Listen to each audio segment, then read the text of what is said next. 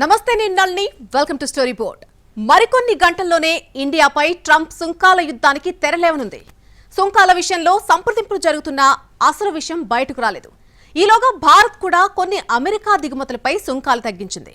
మరి ఇప్పుడు ట్రంప్ తీసుకోబోయే నిర్ణయం ఏమిటి అనేది తేలాల్సి ఉంది. ఇంతకు ట్రంప్ సుంకాల ప్రభావం దేశంలో ఏ రంగాలపై ఎలా ఉంటుంది? కీలకమైన ఫార్మా రంగం ఏమైపోతుంది? ప్రపంచ వాణిజ్యంలో వివిధ దేశాల మధ్య ఎగుమతులు దిగుమతులు చాలా సహజం. ఆయా దేశాల అవసరాలు డిమాండ్ను బట్టి ఏ వస్తువులు ఎగుమతి చేయాలి, ఏవి దిగుమతి చేసుకోవాలి అనేది తేలుతుంది. ఇందుకోసం సుంకాలు చెల్లించాల్సి ఉంటుంది. దీనికి ప్రపంచవ్యాప్తంగా కొన్ని స్టాండర్డ్ రూల్స్ ఉంటాయి. అలాగే ద్వైపాక్షిక వాణిజ్య ఒప్పందాల పాత్ర కూడా చాలా కీలకం. ఇప్పుడు ట్రంప్ సడన్ గా సుంకాలు ఎందుకు పెంచుతున్నారు అనేటువంటి ప్రశ్నకు సమాధానం సుంకాల చరిత్రలోనే వెతకాల్సి ఉంది. మధ్యయుగాల కాలం నుంచి ప్రపంచ వాణిజ్యంలో ఎగుమతులు దిగుమతులు జరుగుతున్నాయి. సరైన రవాణా సౌకర్యాలు లేని కాలం నుంచి గుర్రాలు ఒంటెల మీద కూడా వ్యాపారం జరిగింది. ఇక జల రవాణా అందుబాటులోకి వచ్చాక నౌకా వాణిజ్యం ఊహించని స్థాయిలో పెరిగింది. ఇప్పటికీ ప్రపంచ వాణిజ్యంలో 90% నౌకల ద్వారానే జరుగుతోందంటే అతిశయోక్తి కాదు. ఏ దేశంలోనూ అన్ని వస్తువులు దొరకవు. అలా లేని వాటిని ఇతర దేశాల నుంచి దిగుమతి చేసుకుంటాయి. అలాగే ఆ దేశంలో విరివిగా దొరికే వస్తువుల్ని ఇతర దేశాలకు ఎగుమతి చేస్తాయి. తమ దేశంలోకి దిగుమతయ్యే వస్తువులపై ప్రతి దేశం దిగుమతి సుంకం విధిస్తుంది. ప్రతి దేశంలో కూడా ఆ దేశంలో తయారవుతున్నటువంటి వస్తువులు కానీ ఆ దేశంలో ఉన్నటువంటి కంపెనీలకు ఆ దేశంలో ఉన్నటువంటి అవకాశాలని ప్రొటెక్ట్ చేసుకుంటూ ఇతర దేశాల నుంచి దిగుమతి అయ్యేటువంటి వాటి వస్తువులపైన కొంచెం ఎక్కువ సుంకాలు పెంచుకోవడం అనేది అది చారిత్రాత్మకంగా హిస్టారికల్గా జరుగుతూ ఉంటుంది. అంటే protect your own industry or protect your own economic interest and ensure that వేరే వాళ్ళని ఇతర దేశాల నుంచి వచ్చే వాటిని కొంచెం అధికంగా ట్యాక్స్ చేసి ధరలు పెంచితే లోకల్గా తయారైన వాటిని వాడతారనేది సాధారణంగా ఏ ప్రభుత్వమైనా చేస్తుంది.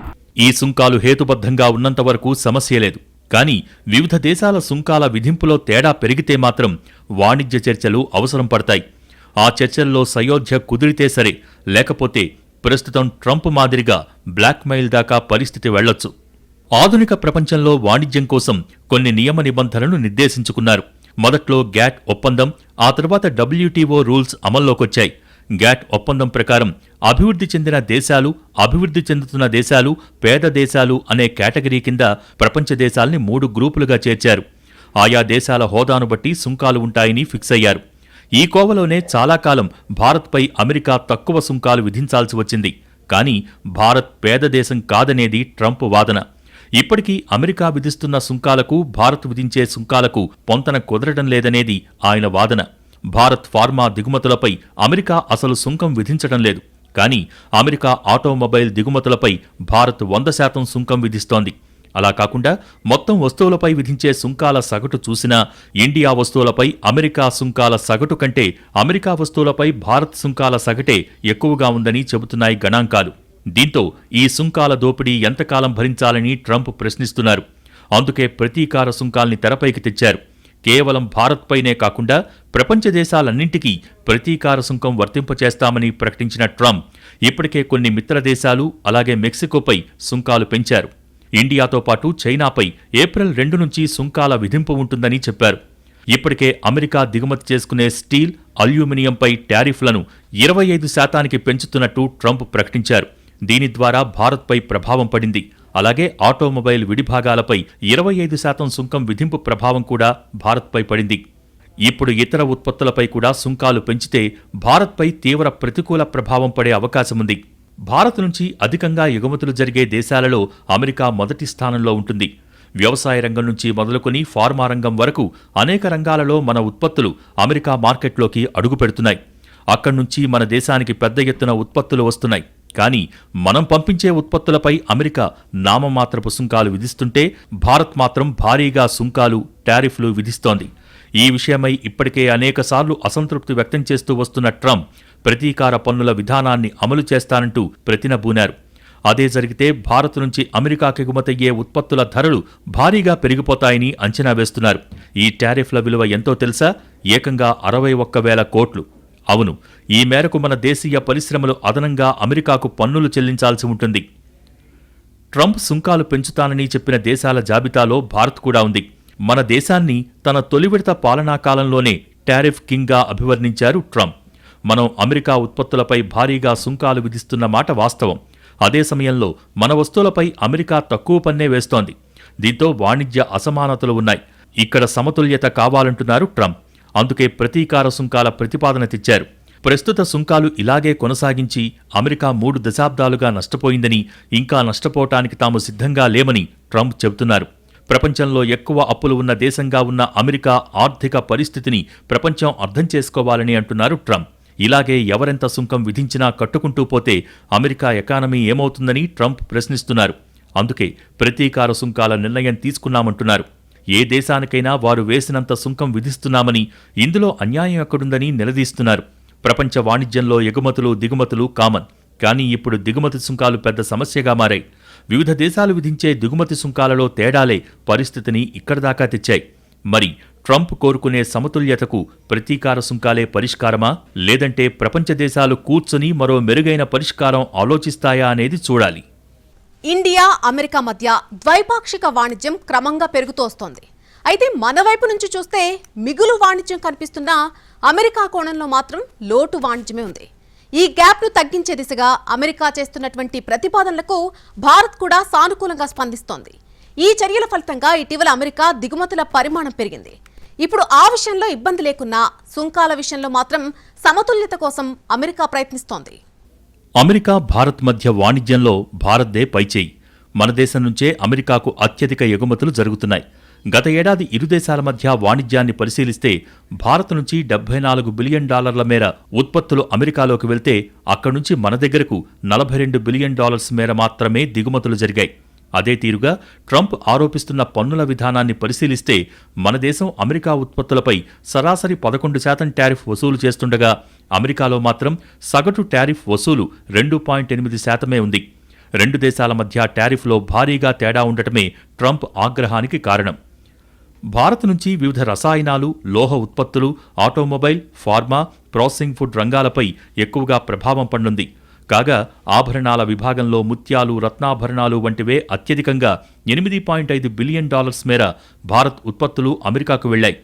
ఆ తర్వాత అత్యధికంగా ఫార్మా $8 బిలియన్ విలువైన వస్తువులు, పెట్రో రసాయన ఉత్పత్తులు $4 బిలియన్ మేర ఎగుమతయ్యాయి. ఇక అమెరికా నుంచి మన దేశానికి వచ్చిన ఉత్పత్తుల్లో చెక్క ఉత్పత్తులు, మెషినరీ ఐటమ్స్పై 7%, పాదరక్షలు, రవాణా సామాగ్రిపై 15 నుంచి 20% పన్నులు వసూలు చేసిన భారత్ ఆహార వస్తువులపై 68% టారిఫ్లను రాబట్టింది. దేశీయ ఆహార పరిశ్రమను రక్షించుకునేందుకు ఇలా భారీ సుంకాల్ని అమలు చేస్తున్నట్టు చెబుతున్నారు. కానీ ఇరువైపుల నుంచి చూసినప్పుడు ఇది ఆమోదయోగ్యం కాదు అంటున్నారు అమెరికన్ అధికారులు. ముఖ్యంగా వ్యవసాయ ఉత్పత్తులు, మోటార్ సైకిల్స్పై భారత్ విధిస్తున్న పన్నులపై ట్రంప్ తీవ్ర ఆగ్రహంగా ఉన్నారు. అత్యంత ప్రాధాన్య దేశం కింద మన వ్యవసాయ ఉత్పత్తులపై అమెరికా కేవలం 5% టారిఫ్నే వసూలు చేస్తోంది. కానీ మన దేశం అమెరికా నుంచి వచ్చే వ్యవసాయ ఉత్పత్తులపై ఏకంగా 39% పన్నులు రాబడుతోంది. అలాగే అమెరికా మోటార్ సైకిల్స్పై అయితే 100% సుంకం అమలు చేస్తూ దిగుమతుల్ని నియంత్రించేందుకు శతవిధాలా ప్రయత్నాలు చేస్తోంది. ఇదే సందర్భంలో మన దేశం నుంచి అమెరికాకు ఎగుమతయ్యే మోటార్ సైకిల్స్పై అమెరికా 2.4% టారిఫ్ మాత్రమే విధిస్తున్నట్టు వాషింగ్టన్ స్పష్టం చేస్తోంది. ఇలా సుంకాల విధింపులో రెండు దేశాలకు చాలా తేడాలు ఉన్నాయన్న తరుణంలో ట్రంప్ ప్రతీకార టారిఫ్లను విధిస్తే మన ఎగుమతిదారులకు మరింత భారం తప్పదు అంటున్నారు. ఈ పరిస్థితుల నుంచి తప్పించుకునేందుకు అమెరికాతో వాణిజ్య ఒప్పందం కుదుర్చుకోవటం మేలనే వాదన కూడా వినిపిస్తోంది. గత ఆర్థిక సంవత్సరం ఇరు దేశాల మధ్య ద్వైపాక్షిక వాణిజ్యం $118.2 బిలియన్ కు చేరుకుంది. 2030 నాటికి $500 బిలియన్ ద్వైపాక్షిక వాణిజ్యాన్ని సాధించాలనే దీర్ఘకాలిక లక్ష్యంతో ముందుకు సాగుతున్నాయి రెండు దేశాలు. భారత్ ఉత్పత్తులపై అమెరికా గత కొంతకాలంగా స్థిరమైన సుంకాలను విధిస్తోంది. ప్రస్తుతం మన దేశ ఉత్పత్తులపై అమెరికా విధిస్తున్న టారిఫ్ల సగటు రేటు 3.3%. అయితే అమెరికా ఉత్పత్తులపై మన దేశం విధిస్తున్న టారిఫ్ల సగటు రేటు 17%గా ఉంది. భారత్కు అమెరికా ఎగుమతి చేస్తున్న వస్తువుల విలువలో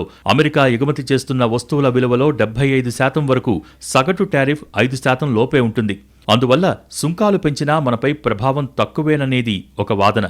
ఒక దేశం నుంచి గత ఆర్థిక సంవత్సరంలో $27.8 బిలియన్ ఔషధాలు ఎగుమతి కాగా ఇందులో అమెరికాకే 31.35% చేరాయి. ఇండియా యుఎస్కు ఎగుమతి చేసే వస్తువుల జాబితా చూస్తే రంగాల వారీగా ప్రభావంపై అంచనా వేయొచ్చు. అమెరికాలో బాగా డిమాండున్న భారత్ వస్తువుల టాప్ 10 జాబితా తీస్తే అసలు కిటుకు తెలిసిపోతుంది.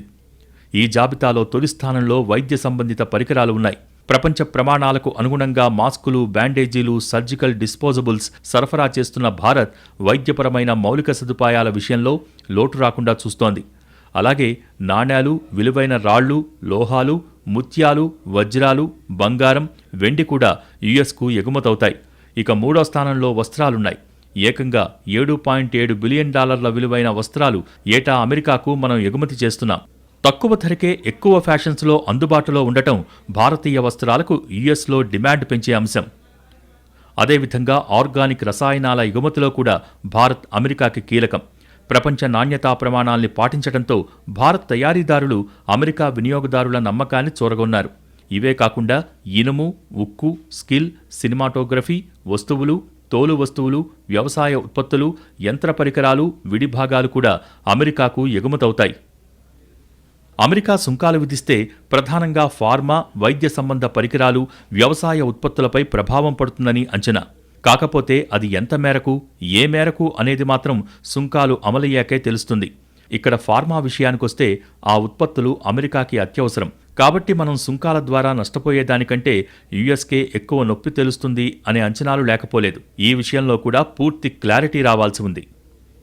ట్రంప్ భారత్ను టారిఫ్ కింగ్గా అభివర్ణించారు. అలాగే మోడీ మిత్రుడని అంటున్నారు. ఇదే రకమైన ద్వైధీభావం సుంకాల విషయంలో ఉంటుందా లేదా అనేది తేలాల్సి ఉంటుంది. ఎందుకంటే భారత్పై సుంకాల విధింపుకు డెడ్ లైన్ పెట్టిన ట్రంప్ తన బృందాన్ని చర్చల కోసం ఇండియా పంపించారు. ఒకవైపు ఉభయతారకమైనటువంటి సుంకాల కోసం, మరొక వైపు వాణిజ్య ఒప్పందాల కోసం చర్చలు సమాంతరంగా జరుగుతున్నాయి. ట్రంప్ రెండోసారి అధ్యక్షుడైన దగ్గర నుంచి వాణిజ్య యుద్ధానికి తెరతీశారు. మిత్రులు, శత్రువులు అనే తేడా లేకుండా అందరితో టారిఫ్ యుద్ధం చేస్తున్నారు.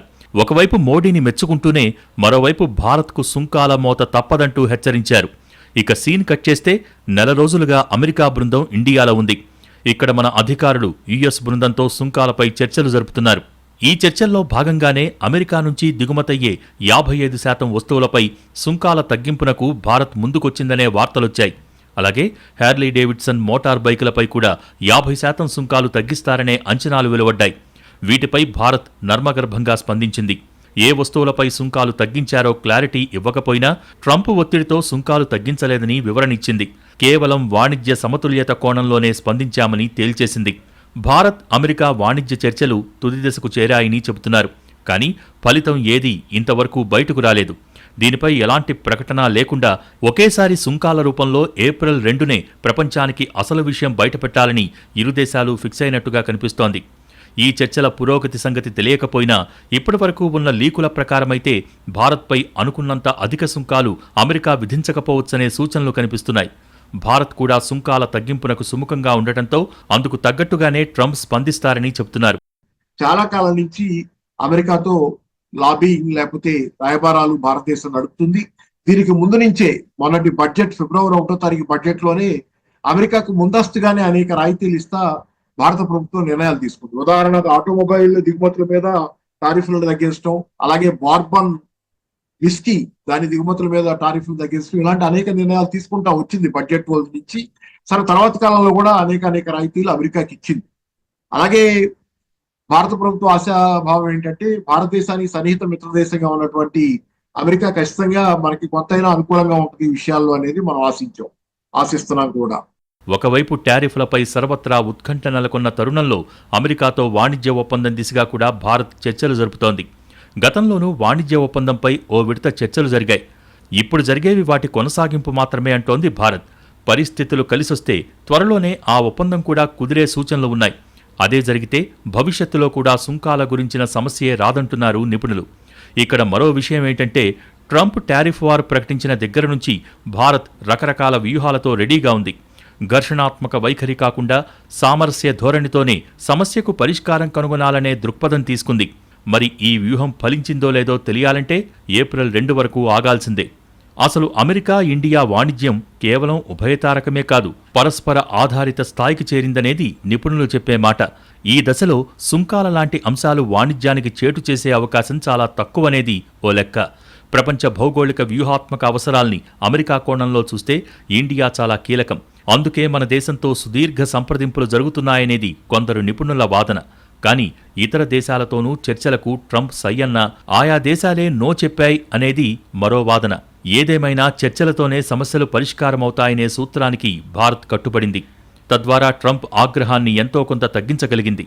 పనిలో పనిగా అమెరికా వస్తువులపై సుంకాలు తగ్గించి ట్రంప్ను మచ్చిక చేసుకునే పనిలో కూడా సక్సెస్ అయినట్టే కనిపిస్తోంది. మరి ఏప్రిల్ 2న ట్రంప్ చేసే ప్రకటన అసలు ఫలితం ఏంటనేది తేల్చనుంది. ఒకవేళ సుంకాలపై చర్చల్లో ప్రతికూల ఫలితం వచ్చి భారత్పై ట్రంప్ సుంకాలు విధించినా ఎంతకాలం కొనసాగించగలరు అనేది మరో ప్రశ్న. ఇప్పుడు భారత్ గతంలో మాదిరిగా ఓ మాదిరి నష్టం కూడా భరించలేని స్థితిలో ఏం లేదు. మన ప్రయోజనాల కోసం కొంత నష్టాన్ని కూడా భరించగలిగే స్థితికి దేశ ఆర్థిక వ్యవస్థ చేరుకుంది. అలాగే భారత్ ఉత్పత్తులకు మార్కెట్ పెరుగుతున్న తరుణంలో అమెరికా గేట్లు మూసినా యూరప్ గేట్లు తెరుచుకునే అవకాశాలు పుష్కలం. ఇప్పటికే EU అధ్యక్షురాలు భారత్లో పర్యటించి వాణిజ్య ఒప్పందం గురించి చూచాయిగా హింటిచ్చారు. ఈ విషయంలో కూడా అమెరికా అప్రమత్తంగా ఉండాల్సిందే. అందుకే భారత్తో డీల్ మిగతా దేశాల మాదిరిగా కాదని గ్రహించాల్సి ఉంది. ఏమాత్రం తేడా వచ్చినా చెల్లించబోయే మూల్యం భారీగా ఉండొచ్చు.